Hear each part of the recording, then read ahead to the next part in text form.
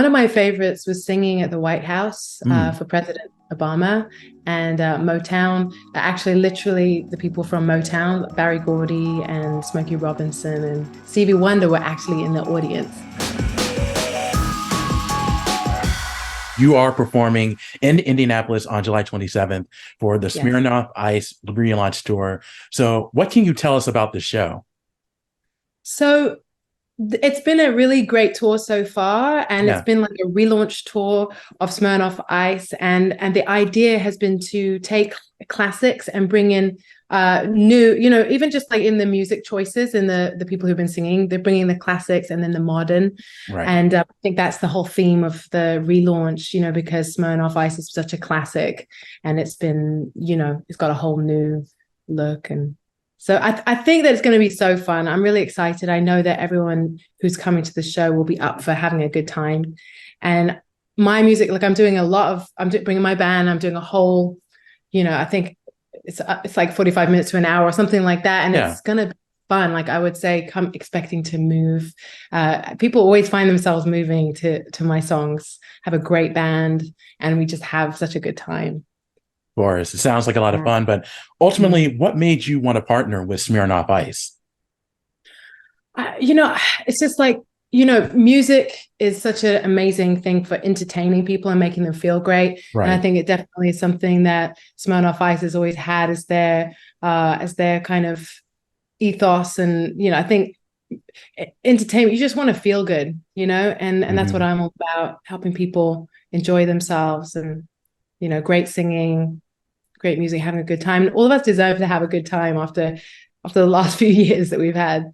Absolutely. That's the kind of feeling I'm getting everywhere I'm going around the world. I'm kind of seeing people be like when I went to England recently, people were like, we want to go back to the old days. We want to have fun and color and, wear bright kind of glam and, just like we kind of need to be together and we need to enjoy each other. Absolutely. And this tour is all about supporting women in music. So how important is for you to support an organization that supports women in musical arts? So Women in Music is a fantastic charity, and I research them. Go online and research them on their website. For women, there's just unique challenges to being a woman.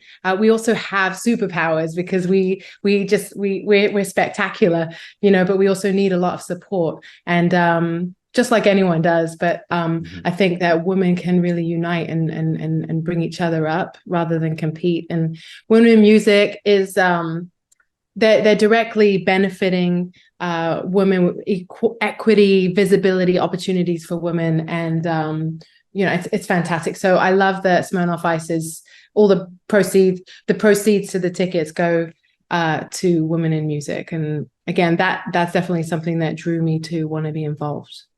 You talk about some of the classic songs that are going to be part of your show. And recently I discovered that some of your songs have been discovered on TikTok, specifically Unwritten. So what was your reaction when you learned that some of your older songs have been noticed by pretty much a new generation of fans?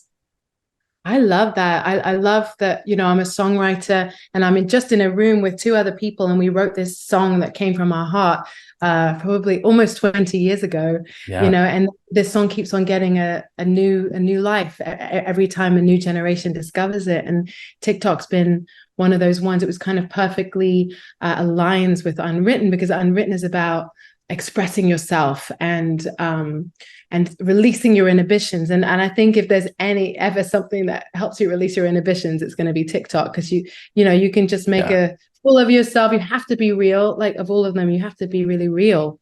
It kind of demands that. And so I think it kind of really aligns with Unwritten, and the fact that a whole generation have discovered it through TikTok. It really tickles me. Oh, of course. And you talk about being a songwriter. Do you write songs every day? If I heard that right? I often write songs. I write songs prolifically. I write them regularly, not every day, but most days. And I, you'll often find me lost in thought. It's quite funny. When I was a kid, I had to write lines on the blackboard that said, "I will not daydream," because I was a daydreamer. I was just off somewhere. And it's funny because it's actually been a huge part of, who I am as a songwriter is that I've got a very rich like life in my mind, and you know, every time I'm talking to people, I'm kind of like, you know, I'm almost disappearing into into another song.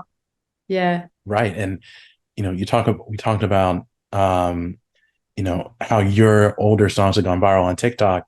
And it's just funny how people access music has changed over the last 20 years. So do you like some of the changes that have been made over the last 2 decades when it comes to how people listen and access music?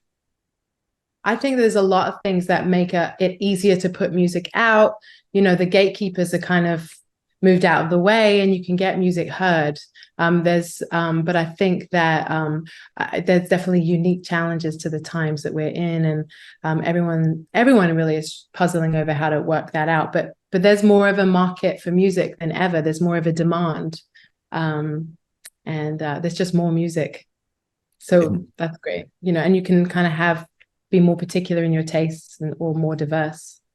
Absolutely. And when you look back at your career, you've obviously had a lot of success, but what would you say would be your favorite memory or your 2 favorite memories in your career?